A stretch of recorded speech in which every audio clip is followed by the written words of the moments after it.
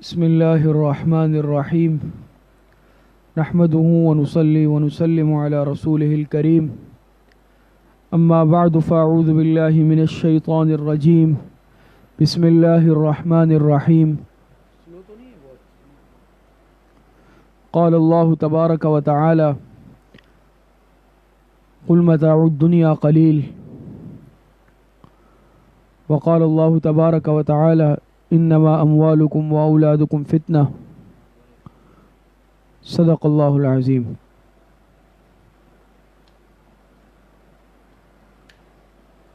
محترم و مکرم و معزز خواتین و طالبات و معلمات،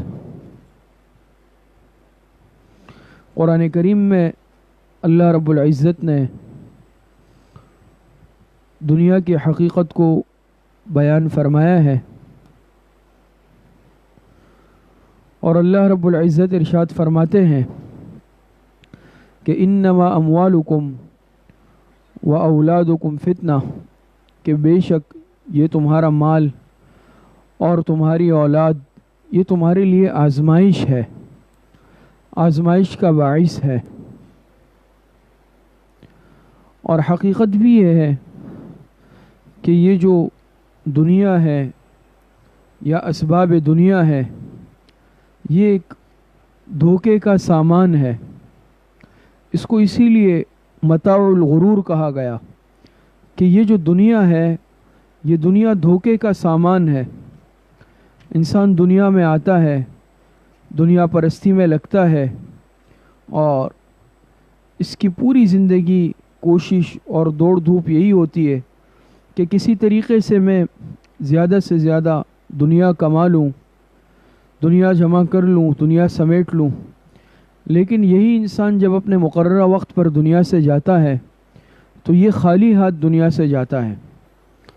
دنیا کی حقیقت کو حضور علیہ الصلوۃ والسلام نے ایک حدیث مبارکہ میں ارشاد فرمایا کہ لو كانت الدنيا تعدل عند الله جناح بعوضة ما سقى كافرا منها شربة ماء، کہ اگر اس دنیا کی حیثیت اللہ پاک کے ہم مچھر کے پر کے برابر بھی ہوتی تو اللہ پاک کافر کو دنیا میں پانی کا گھونٹ بھی نہ پلاتا۔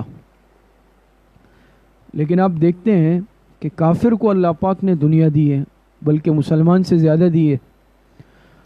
دنیاوی مال میں، اسباب میں، ٹیکنالوجی میں، ترقی میں، تعیش میں آج کا کافر مسلمان سے بہت آگے ہے۔ لیکن یہ اس کی حقیقی کامیابی کی دلیل نہیں ہے کہ وہ آخرت کے اعتبار سے بھی کامیاب ہو۔ یہ تو آج ہم اپنے ایمان کے کمزوری کی وجہ سے، اپنے مال کے محبت کی وجہ سے، حب مال حب جاہ کے مزاج کی وجہ سے، ان کے دنیاوی اسباب کو دیکھ کر، دنیاوی ترقی کو دیکھ کر، مادی زندگی کو دیکھ کر آج ہمارے منہ میں بھی پانی آتا ہے، اور آج ہم بھی دل میں خواہش کرتے ہیں اپنے ناسمجھی کی وجہ سے، نادانی کی وجہ سے، کہ ہمیں بھی اتنی دنیا مل جائے۔ احساس محرومی کا، احساس کمتری کا آج ہم شکار کیوں ہو رہے؟ کافر کے پاس دنیا دیکھ کر آج ہم کیوں احساس کمتری اور احساس محرومی کا شکار ہو رہے ہیں؟ تو دنیا کی حقیقت تو جناب رسول اللہ صلی اللہ علیہ وسلم نے احادیث مبارکہ میں بیان فرمائی کہ دنیا تھوڑی کامیابی کی دلیل ہے۔ دنیا کی حقیقت تو اللہ پاک نے بھی قرآن کریم میں ارشاد فرما دی کہ دنیا کی حقیقت کیا ہے، دنیا کی حیثیت کیا ہے۔ تو دنیا کو تو متاع الغرور کہا گیا۔ یہ دنیا دھوکے کا سامان ہے، یہ انسان کو دھوکے کے اندر مبتلا رکھتی ہے۔ اور جب تک انسان دنیا میں رہتا ہے انسان یہ سمجھتا ہے کہ دنیا ہر وقت میرے پاس رہے گی، ہر وقت میرے ساتھ رہے گی۔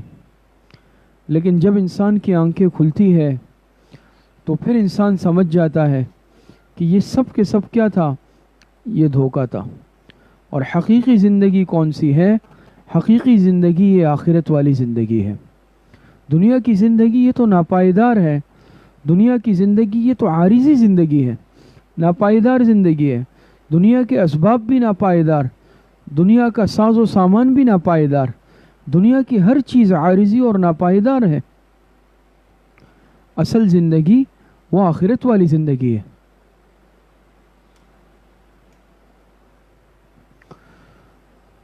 تو آج کا مسلمان دنیا کی وجہ سے یہ دھوکے میں ہے۔ دوسری بات یہ سمجھ لیں کہ نفس دنیا کا انسان کے پاس ہونا، مال کا انسان کے پاس ہونا یہ برا نہیں ہے، نفس مال کا ہونا یہ برا نہیں ہے، بلکہ مال کی محبت کا دل میں آ جانا یہ انسان کے لیے نقصان کا باعث ہے۔ مال کی محبت کا ہونا نقصان کا باعث ہے، مال کا ہونا برا نہیں ہے۔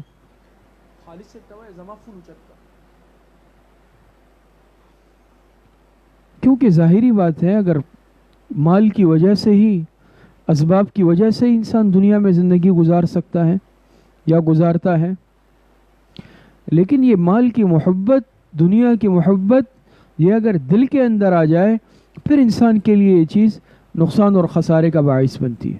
اور علماء نے تو اس کی مثال لکھی کہ دنیا کی حیثیت یہ کس کی طرح ہے؟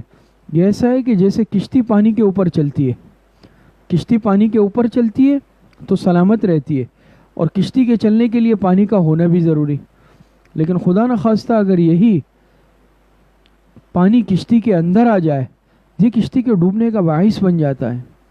تو یہ مال، یہ دنیا، یہ انسان کے دل میں آتی ہے، انسان کے لیے نقصان کا باعث بنتی ہے۔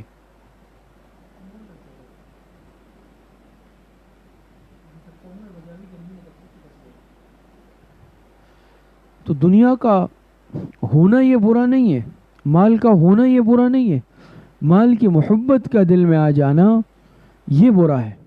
ورنہ جیسے میں نے عرض کیا کہ زندگی گزارنے کے لیے مال کا ہونا بھی ضروری ہے، اسی لیے تو حدیث مبارکہ میں کہا گیا ہے نا، الید العلیٰ خیر من الید السفلیٰ، اسی لیے حدیث میں کہا گیا کاد الفقر ان یکون کفرا، کہ بعض مرتبہ انسان مال کی تنگی کی وجہ سے بھی کفر کا ارتکاب کر لیتا ہے، اور یہی مال انسان اپنے لیے آخرت میں اس کامیابی کا ذریعہ بھی بنا سکتا ہے، جنت میں جانے کا باعث بھی اس کو بنا سکتا ہے۔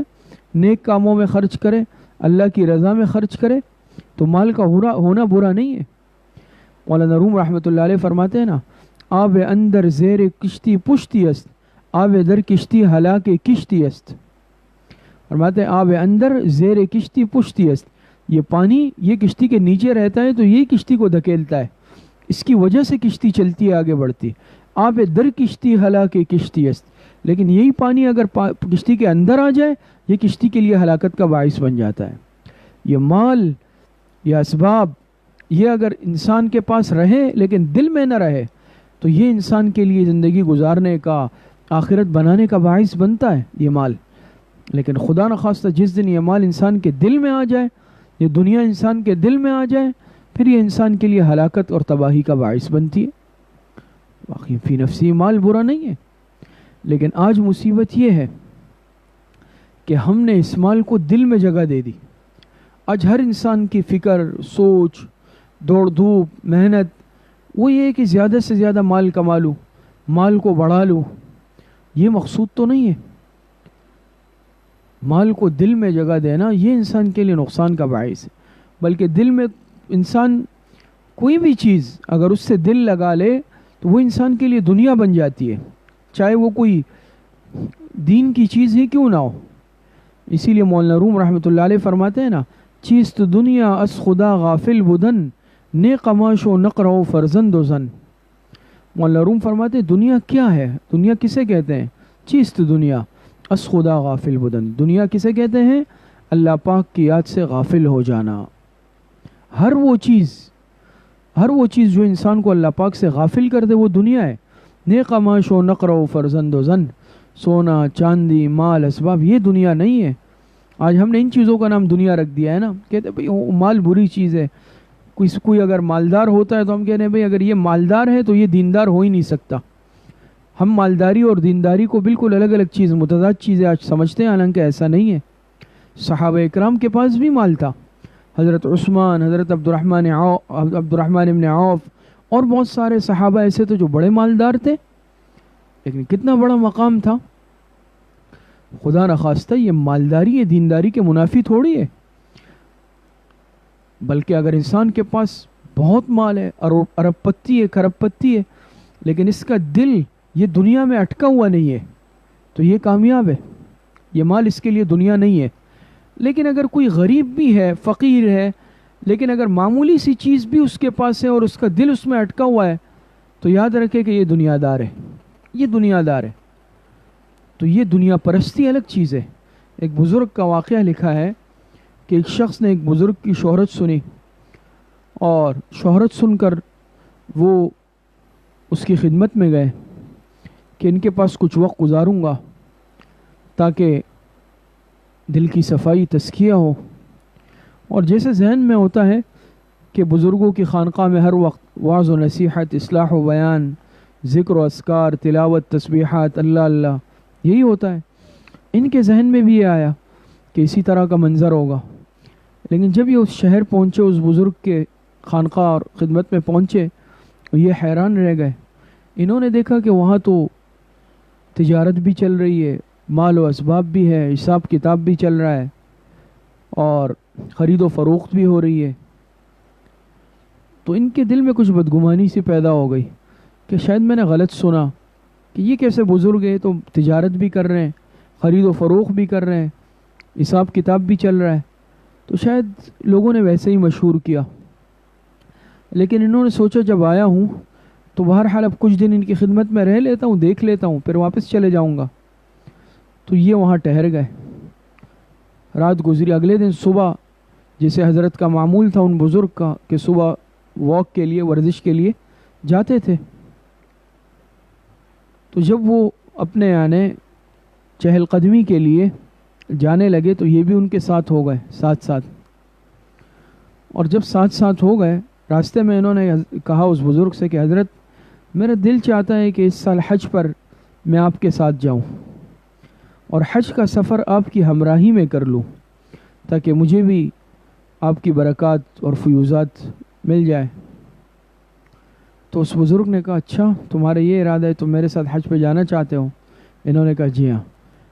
تو کہا چلو چلتے ہیں، یہ جس راستے پہ ہم اس وقت جا رہے ہیں چہل قدمی کرتے ہوئے، یہ وہیں جا رہا ہے، یہ راستہ حرمین کو جاتا ہے، تو چلو ابھی چلتے ہیں۔ اب دوسرے ملک میں بیٹھے ہوئے، کہا چلو ابھی۔ انہوں نے کہا ابھی؟ انہوں نے کہا جی ہاں ابھی چلتے ہیں۔ انہوں نے کہا چلے میں اپنے جا کر اپنے حجرے سے اپنی چادر لے آؤں۔ اس مرید نے کہا چادر لے آؤں۔ تو اس بزرگ نے کہا عجیب بات ہے، تمہیں اپنے چادر کی فکر ہے؟ میں نے تم سے کہا ابھی چلے، حالانکہ پیچھے میرا مال ہے، اسباب ہے، تجارت ہے، گھر ہے، سب کچھ ہے۔ میں نے یہ نہیں کہا کہ میں جا کر اپنا فلاں کام کر لوں، فلاں چیز لے آؤں، فلاں چیز لے آؤں، معاملات چل رہے ہیں، حساب کتاب چل رہا ہے، تجارت چل رہی ہے، میں نے ایک چیز کا نہیں کہا، بلکہ میں نے کہا کہ چلیں ابھی چلتے ہیں، میں ابھی روانگی کے لیے تیار ہوں بیت اللہ شریف، اور تم ایک چادر کی فکر میں مبتلا ہو، وہ چادر تمہارے دل میں بسی ہوئی ہے۔ وہ اصل میں ان کو سبق دینا چاہتے تھے کہ دیکھو تم نے یہ سوچا میرے پاس اتنے مال اسباب تجارت ہے، شاید میں دنیا دار ہوں، لیکن میں ابھی تمہیں کہا کہ چلو ابھی چلتے ہیں، میں اس حالت میں جانے کے لیے تیار ہوں حج کے لیے، سفر کی روانگی، کوئی اسباب بھی اس وقت میرے پاس نہیں ہے۔ کیوں؟ میرے پاس جو مال اسباب تجارت ہے وہ ہے ضرور، لیکن میرے دل کے اندر نہیں ہے، میں نے اس کو دل میں جگہ نہیں دی، میں نے اس مال اسباب کو دل میں نہیں بسایا، اسی لیے میں ابھی اسی وقت چلنے کو تیار ہوں اسی حالت میں۔ اور ایک چادر، صرف ایک چادر تمہاری جو ہے حجرے میں ہے، کمرے میں ہے، اس ایک چادر میں چونکہ تمہارا دل اٹکا ہوا ہے، وہ تمہارے دل میں بسی ہوئی ہے، تمہیں اس کی فکر لگی ہوئی ہے۔ تو حقیقت بھی یہ ہے کہ آج دنیا ہمارے دل کے اندر بسی ہوئی ہے، اور کس قدر آج ہم دن رات ہمارے اس سوچوں میں، اس فکر میں، بھئی ہمارے مال کا کیا ہوگا، کاروبار کو کیسے بڑھانا ہے، ہماری اولاد کا کیا ہوگا۔ آج رازق پر سے ہماری نظر ہٹ گئی ہے، اللہ پاک کی ذات پر آج توکل، اعتماد، یقین ہمارا بہت کمزور ہو چکا ہے آج کے مسلمان کا۔ ورنہ حقیقت یہ ہے کہ یہ مال کو دل میں جگہ دینا یہ انسان کے لیے ہلاکت اور نقصان کا باعث۔ حضرت مفتی اعظم مفتی محمد شفیع صاحب رحمۃ اللہ علیہ نے اپنا واقعہ لکھا، فرماتے ہم دیوبند میں تھے، اور یہ حضرت اصلاً بھی دیوبند ہی کے رہنے والے ہیں، جو یو پی کا ایک قصبہ ہے دیوبند، اور دارالعلوم کی وجہ سے اللہ پاک نے بڑی شہرت عطا فرمائی، دارالعلوم دیوبند۔ تو دیوبند تو قصبے کا نام ہے، جگہ کا نام ہے، تو دیوبند کے رہنے والے تھے۔ تو فرمایا وہاں ہمارا گھر تھا اور حضرت دارالعلوم میں پڑھے، فارغ ہوئے، پھر دارالعلوم میں مدرس بنے، بڑا مقام اللہ پاک نے عطا فرمایا۔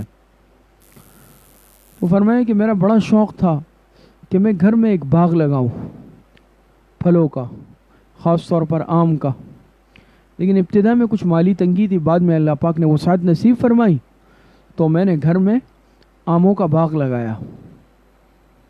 اور کچھ عرصے بعد پاکستان بننے کا اعلان ہوا سن 47 میں، تو یہ وہ وقت تھا جب اس باغ میں تازہ تازہ پھل آ رہا تھا پہلی مرتبہ۔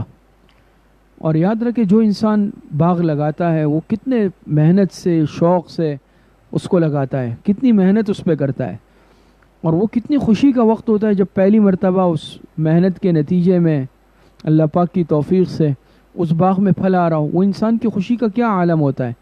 وہ فرمایا کہ نیا نیا بالکل اس میں پھل آ رہا تھا، لیکن جب پاکستان بننے کا اعلان ہوا اور ہم نے ہجرت کا فیصلہ کیا، ہندوستان چھوڑنے کا، اپنا گھر بار سب چھوڑنے کا فیصلہ کیا، تو فرماتے ہیں جیسے ہی میں نے گھر سے قدم باہر نکالا وہ باغ میرے دل سے نکل گیا اسی وقت۔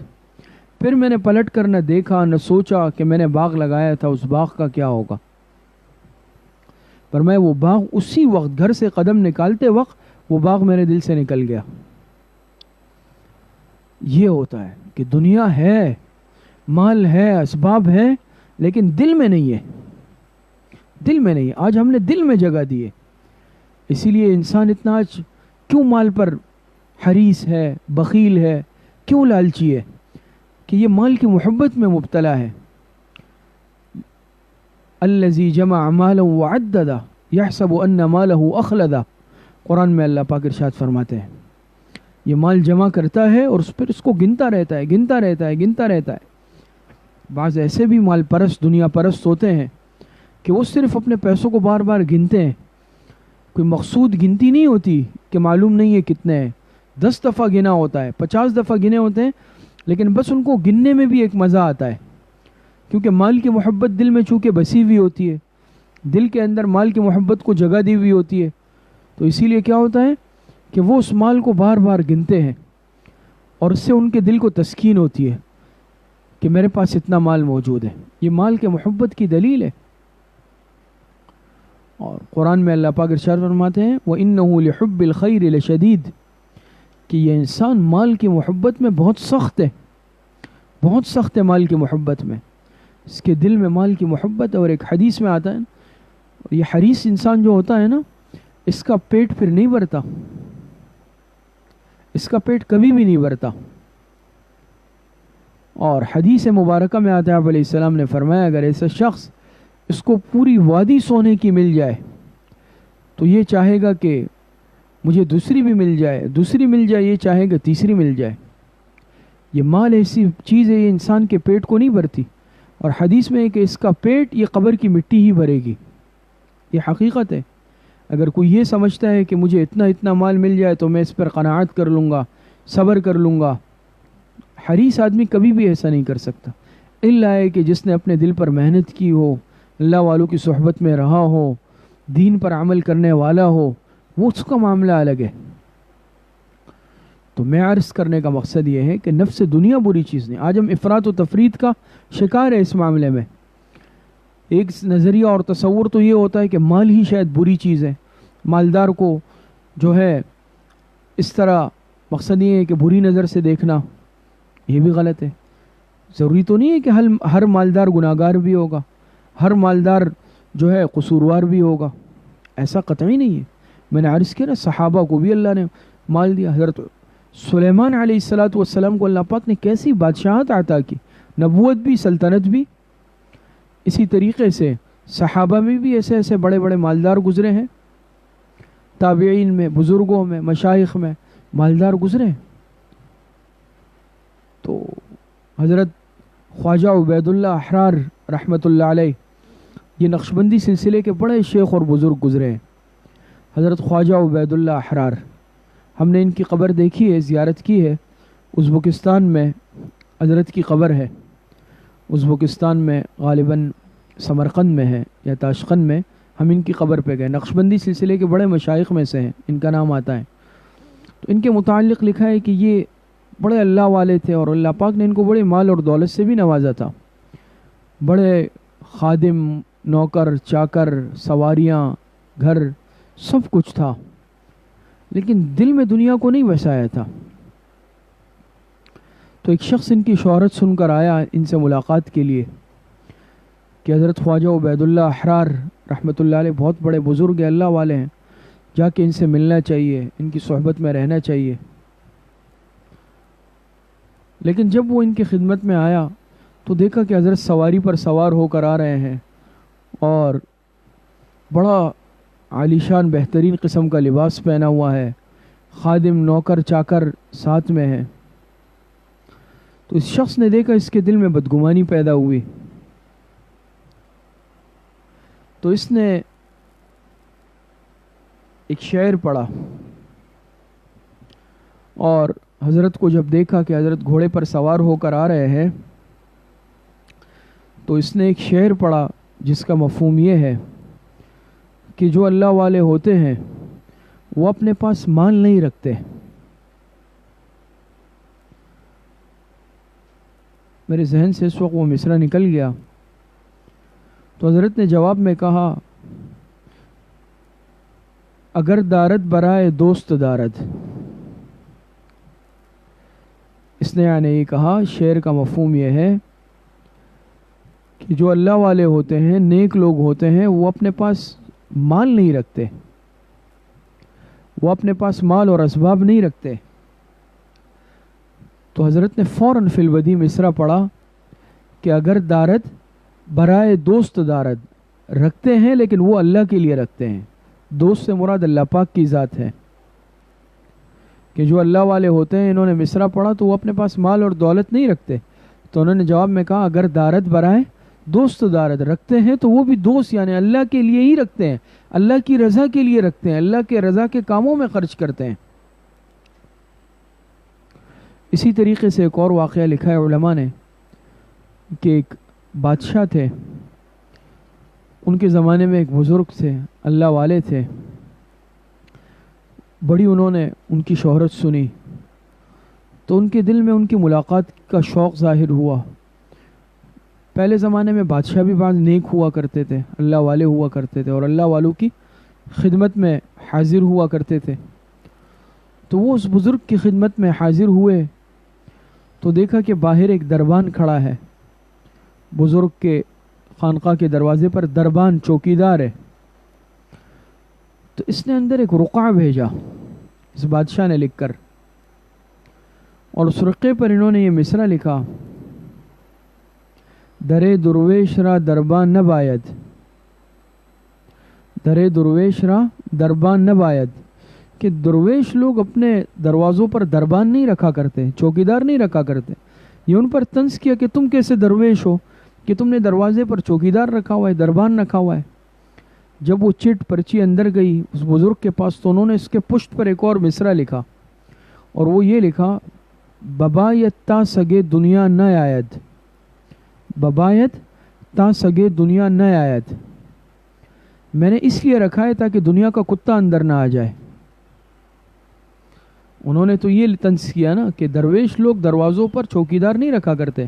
تو اس بزرگ نے کیا جواب میں لکھا کہ میں نے اس لیے رکھا ہے تاکہ کوئی دنیا کا کتا اندر نہ آ جائے. تو بہرحال بعض مرتبہ ہم دیکھتے ہیں کہ اللہ والے ہیں، نیک لوگ ہیں، اور انہوں نے جو ہے ان کے پاس مال ہے، لباس اچھا ہے، سواری اچھی ہے، نوکر چاکر ملازم ہے. تو جو کمزور ایمان والا انسان ہوتا ہے یا دنیا پرست ہوتا ہے وہ بدظن ہو جاتا ہے. دنیا پرست انسان، چونکہ ان کے نزدیک دنیا کی ایک حقیقت اور حیثیت ہوتی ہے، اور وہ شاید یہ ذہن بناتے ہیں کہ جو نیک ہوگا، اللہ والا ہوگا، اہل علم ہوں گے تو ان کو ایسا ہی ہونا چاہیے کہ ان کے پاس کوئی مال و دولت نہ ہو، شاید اس مال کا مستحق میں ہی ہوں. تو اس طرح کے جو دنیا پرست لوگ ہوتے ہیں وہ ہمیشہ بدظن ہو جاتے ہیں. جب وہ علماء کو اچھی حالت میں دیکھتے ہیں، صلحاء کو، اہل اللہ کو دیکھتے ہیں کہ مال کے اعتبار سے، دنیا کے اعتبار سے اللہ پاک نے ان کو نوازا ہے، تو حسد بھی ہو جاتا ہے. حسد کی وجہ سے اور اپنی دنیا پرستی کی وجہ سے، اصلاح نہ ہونے کی وجہ سے وہ بدگمانی اور بدظنی کے اندر مبتلا ہو جاتے ہیں. ورنہ اصل حقیقت تو یہ ہے کہ ان حضرات کے پاس دنیا ہوتی تو ہے لیکن دنیا کو دل میں نہیں بسایا ہوتا. حضرت شیخ عبد القادر جیلانی رحمۃ اللہ علیہ کا واقعہ لکھا کہ اللہ پاک نے بہت بڑا مقام دیا، اولیاء کے سردار ہے شیخ عبد القادر جیلانی رحمۃ اللہ علیہ. تو ان کا بہت بڑا لنگر چلتا تھا، اتنا لنگر تھا کہ اس پہ سینکڑوں ہزاروں لوگ آ کے کھانا کھاتے تھے. اب اس کا انتظام کیسے ہے؟ ظاہری کوئی اسباب نہیں، لیکن چونکہ اللہ پاک اپنے غیبی خزانوں سے دیتے ہیں اللہ والوں کو. بادشاہ کو معلوم ہوا، ملک سنجر کا بادشاہ، تو انہوں نے حضرت کو ایک رقعہ لکھا اور اس میں لکھا کہ اگر آپ چاہیں، آپ کی چونکہ اتنی بڑی خانقاہ لنگر ہے، ہزاروں لوگ آتے ہیں، تو میں اپنے ملک کا ایک پوری سلطنت جو ہے اس کی زمین آپ کے نام کر دیتا ہوں، اور اس کی جتنی آمدن ہوگی وہ آپ اپنی خانقاہ اور مصارف پر خرچ کریں. پوری ایک گویا کہ آپ سمجھ لیں کہ یعنی ایک شہر کی جو زمین ہوتی ہے، پورا ایک علاقہ، وہ اس کی جتنی آمدن ہے وہ میں سب آپ کے نام وقف کر دیتا ہوں. اب یہ کوئی معمولی بات تو نہیں ہے آج کل کے حساب سے جیسے کہ کروڑوں روپے، لیکن وہ بھی اللہ والے تھے. انہوں نے اس رقعے کے پشت پر کچھ شعر لکھے. اس پہ لکھا: چوچتر سنجری رخ بختم سیاہ بعد، در دل بود اگر ہوے سے ملک سنجرم، زانگاہ کے آفتم خبر از ملک نیم شب، من ملک نیم روز بیک جو نمی خرم. فرمایا چوچتر سنجری رخ بختم سیاہ بعد، میری بخت، میری قسمت وہ ملک سنجر کے چھتریوں کی طرح سیاہ ہو جائے. در دل بود اگر ہوے سے ملک سنجرم، میرے دل میں اگر ذرا سی بھی اس ملک کے بادشاہ کی جو سلطنت کی حوث ہو، میرے دل میں اگر معمولی سی بھی حوث ہو تو میری بخت، میری قسمت سیاہ ہو جائے. زانگاہ کے آفتم خبر از ملک نیم شب، جب سے مجھے آدھے رات کی بادشاہت ملی ہے، جب سے مجھے آدھی رات کے بادشاہت کی خبر ملی ہے، اس کا مزہ ملا ہے. تہجد، اللہ پاک کے سامنے گڑ گڑانا، رونا، اللہ پاک سے رات کو اٹھ کر مانگنا، جب سے مجھے یہ بادشاہی ملی ہے، من ملک نیم روز بیک جو نمی خرم، میں وہ بادشاہت جو کہ ایک دانے کے بدلے بھی لینے پر تیار نہیں ہوں. مجھے اللہ پاک نے بادشاہت دے دی ہے آدھی رات کی، تو یہ آدھے رات کی جو بادشاہت ہے اللہ پاک سے مانگنا ہے، یہ بہت بڑی بادشاہت ہے. میں تمہارا یہ پورا ملک، یہ زمین جو کہ ایک دانے کے بدلے میں بھی لینے پر تیار نہیں ہوں. تو یہ حقیقت ہے دنیا کی. اور اسی طرح ہے کہ نفس دنیا، آج ہم سمجھتے ہیں کہ دنیا بری ہے، نفس دنیا کا ہونا برا نہیں، لیکن دنیا پرستی کے اندر مبتلا ہو جانا. حدیث میں ہے نا، لعن عبد الدینار و عبد الدرہم، حدیث میں لعنت آئی ہے عبد الدینار اور عبد الدرہم، کہ جو شخص دینار اور دراہم کا بندہ بن جائے، دینار اور دراہم کا غلام بن جائے، اس پر لعنت آئی ہے. آج ہم پیسوں کے غلام بنے ہوئے، آج ہم مال کے غلام بنے ہوئے، پیسے کو آج ہم نے مخدوم بنائے ہیں، خود اس کے خادم بنے ہوئے. وہ شعر میرے ذہن میں پورا آ گیا جو حضرت خواجہ عبید اللہ احرار رحمۃ اللہ علیہ کو دیکھ کر اس شخص نے کہا کہ نہ مردست آنکھ کے دنیا دوست دارد، نہ مردست آنکھ کے دنیا دوست دارد، کہ مرد وہ نہیں ہے، حقیقی مرد وہ نہیں ہے، اللہ والا وہ نہیں ہے کہ جو دنیا کو محبوب رکھتا ہے، دنیا کو دوست رکھتا ہے. تو انہوں نے جواب میں کہا اگر دارد برائے دوست دارد، اگر رکھتا ہے تو وہ بھی دوست کے لیے، اللہ کے لیے رکھتا ہے. تو حقیقت بھی ہے. تو عرض کرنے کا مقصد یہ ہے کہ یہ دنیا پرستی، دنیا کے حرص، دنیا کی لالچ، دنیا کی محبت، آج یہ چیزیں ہمارے لیے مصیبت کا باعث بن رہی ہیں. نفس دنیا کا ہونا یہ بری چیز نہیں ہے، لیکن دنیا کو دل میں بسا لینا، دل میں جگہ دے دینا، دنیا کی محبت کا دل میں آ جانا. اور آج دیکھ لینا کہ جتنے بھی دنیا میں اگر دیکھیں لڑائی جھگڑے فساد اختلافات، اس کے پیچھے کیا ہے؟ اس کے پیچھے دنیا کی محبت ہے. حدیث مبارکہ میں آتا ہے، جناب رسول اللہ صلی اللہ علیہ وسلم کا ارشاد مبارک ہے، حب الدنیا رأس کل خطیۃ، دنیا کی محبت یہ ہر برائی کی جڑ ہے. حب الدنیا رأس کل خطیۃ، دنیا کی محبت یہ ہر برائی کی جڑ ہے. اور حقیقت بھی ہے کہ اگر آج دیکھا جائے جتنی برائیاں، فتنے، فساد، قتل و قتال، ظلم، مظالم، ان سب کے پیچھے آپ کو دنیا کی محبت نظر آئے گی. تو بہرحال اللہ پاک مجھے بھی اور آپ سب کو صحیح عمل کی توفیق عطا فرمائے. وآخر دعوانا ان الحمد للہ رب العالمین. دعا سے پہلے اعلان سن لیں کہ جیسے ہر اتوار کو اصلاحی بیان کی مجلس ہوتی ہے، تو انشاءاللہ آج کل بھی جیسے ہر اتوار کو تاریخ اسلام کی مجلس ہوتی ہے بروز بذریعہ پروجیکٹر، تو انشاءاللہ کل بروز اتوار بعد نماز مغرب بھی تاریخ اسلام کی کلاس بذریعہ پروجیکٹر ہوگی، اور بنات کے مدرسے میں بنات کے لیے ترتیب ہوگی. دعا فرما لیں. الحمدللہ رب العالمین والعاقبۃ للمتقین والصلاة والسلام علی خیر خلقہ محمد وآلہ واصحابہ اجمعین. ربنا ظلمنا انفسنا وإن لم تغفر لنا وترحمنا لنكونن من الخاسرین. ربنا آتنا فی الدنیا حسنۃ وفی الآخرۃ حسنۃ وقنا عذاب النار. اے اللہ ہمارے صغیرہ کبیرہ ظاہراً باطناً چھوٹے بڑے ہر طرح کے گناہوں کو معاف فرما دے. اے اللہ جتنی لغزشیں کوتاہیاں ہوئی ہیں اللہ سب کو معاف فرما دے. اے اللہ جتنے بیمار ہیں گھروں میں، اسپتالوں میں، جسمانی بیمار، روحانی بیمار، اے اللہ سب کو صحت کاملہ عاجلہ عطا فرما دے. جتنے اموات المؤمنین دنیا سے جا چکے ہیں اللہ سب کی مغفرت فرما دے. ہماری دعاؤں کو اپنے فضل و کرم سے، فضل و رحمت سے اپنی بارگاہ میں قبول اور منظور فرما دے. وصلی اللہ وسلم علی نبینا محمد وآلہ واصحابہ اجمعین برحمتک یا ارحم الراحمین.